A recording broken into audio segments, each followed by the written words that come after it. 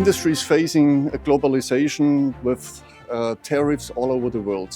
This makes exports become difficult. We trust that with good tools and good solutions, we can overcome the hurdles.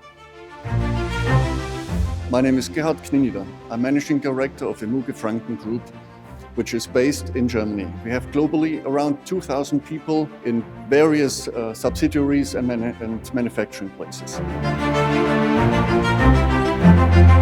As EMUGE-FRANKEN, we supply our products all over the world. Export is our business.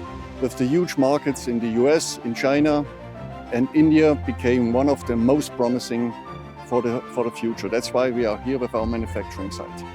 The development of India over the past 20 years became very fast within the top 5 of our export markets, and there is room to grow.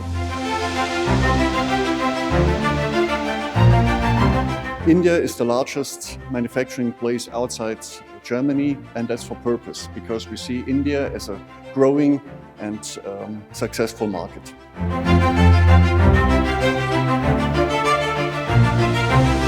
We will be proud to share our tools and make the industry in India even stronger. Thank you very much.